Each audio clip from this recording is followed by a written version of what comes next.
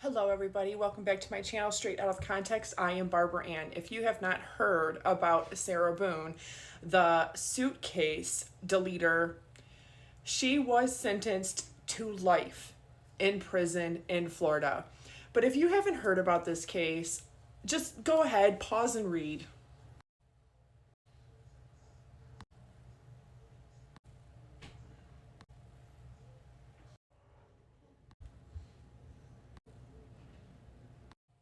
All right, my friends, now that that is completely out of the way, if you took the time to read that or you're already familiar with the case, please drop your comments down below because I want to know what you think or have to say about this case, about the sentencing, etc., etc.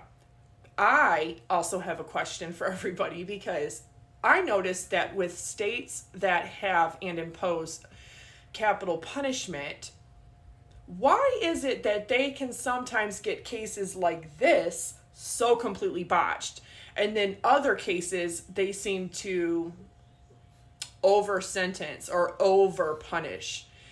It's kind of like the justice system. They either get it totally wrong or they get it totally wrong.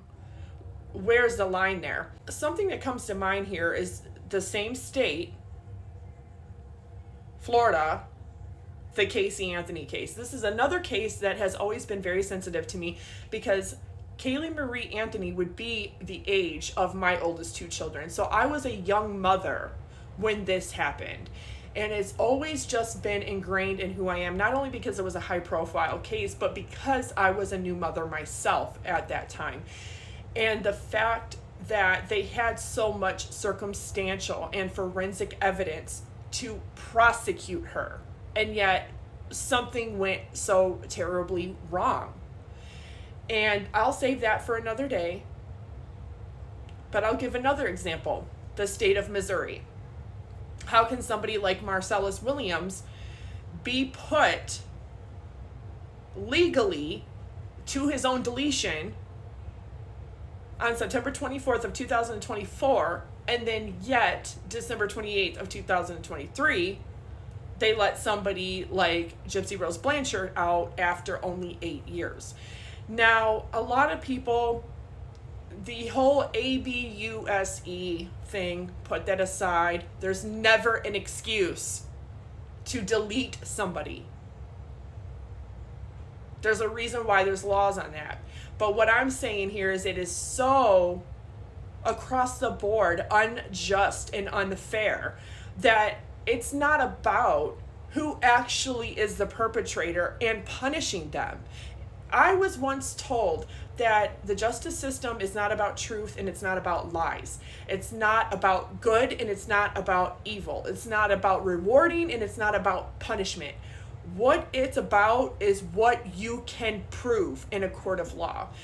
And it's so mind-blowing to me that when we look at statistics of homicide and we look at statistics of other heinous offenses that somebody can commit, if we really look at how many people are Jane or John Doe that probably did not delete in a natural way, they deleted in some kind of foul play. That means that there is a lot of perpetrators out there in the world who have offended this type of offense and have not been caught. And they're everyday normal people walking the streets like Miss Casey Anthony right here. Because I know everybody that's familiar with this case knows she did it. And this is where it's also the interpretation of the law, right? And it's also politics. And it's also about defense strategy and reasonable doubt and all of this. When you have a puzzle and you can put 99 pieces, you don't need that one last piece to complete the puzzle. You can see the picture with the 99 pieces. It's just dumbfounding to me that some states can get it so right and yet they can also get it so completely wrong. Something in the justice system needs to change because it's not only broken, it has been built broken. The foundation needs to be fixed and repaired. or it needs to be dismantled completely and something new needs to happen there. The justice system here in the United States is looked at as very harsh compared to a lot of European countries, Canada, Australia. But in the same sense, there are other countries in the world like South America, in the Middle East, where they impose even harsher sentences by religious law. And so just looking at crime as a whole, looking at true crime, looking at different cases, it's amazing that ones like this that sit really deep-seated in us, that it bothers us that justice could have been served. But we humans are imperfect, and we failed to do that. How did we fail to give that little girl, Kaylee Marie Anthony, justice? It just blows my mind. It just blows my mind. When you commit homicide, it doesn't matter the circumstances. You deserve to be punished for that. This does not include self-defense. Self-defense is when you have the civil and constitutional right to defend your person, your body, your safety, your life, because there is an imminent and immediate threat to it.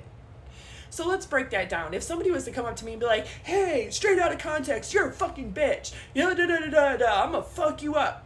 Yeah, that's a verbal threat, okay? I don't have the right to go and offend against that person just because I don't like what they're saying.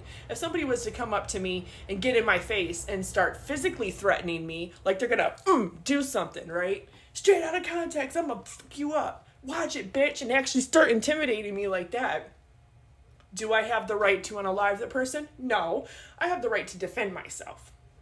Now, if somebody was actively coming up to you with something in their hand, on their body or person, and they are actually trying to imminently and immediately harm you and take your life, then you have the right to self-defense. A lot of people don't understand that. So that's why a lot of cases that fly with the ABUSC excuse, it doesn't go over well in the court of law or in trials, because that wasn't an imminent and immediate threat to your life. And it's the same thing with the Gypsy Rose Blanchard case. This is why it's so polarizing to talk about ABUSC, because somebody that can be an offender of that type of thing doesn't successfully keep their children alive for 24 years, healthy and happy. Maybe not what she wanted, but healthy and happy. So it's very amazing to me, this set of circumstances with this case, and yet this one here is still walking free. So it's just something that I just wanted to talk about. I just wanted to get it out there. I just wanted to really open up the dialogue, because something needs to change. You know how many homicides in the United States of America are not even convicted and prosecuted because they don't even have the offender yet? Sarah Boone, do you think that she deserved life in prison or not? The evidence and testimony that was presented at trial, the victim impact statements presented here today, the statements of character witnesses, both orally and in writing, Dr. Harper's report and testimony, the defendant's testimony, pre-sentencing investigation, the arguments of the state and the arguments of the defense. Court pronounces sentence as follows. Ms. Boone, court sentences you to life in the Department of Corrections with credit time served that Madam Clerk will provide to you momentarily. There are also court costs and costs of prosecution, which Madam Clerk will give you the totals of momentarily. Due to the court levying a life sentence, the court is inclined to liquidate those to a civil judgment unless I hear opposition from the state. No opposition, Your Honor. All right. Madam Clerk, if you could please give us the credit time served and the court costs, please. 4 years, 9 months, and 8 days, and the court costs are $418, a state prosecution fee of $100, a dirt fee of $50, and a PD fee. Oh, excuse me, you're not supervised. I'm right. So the total would be, would come up to $600.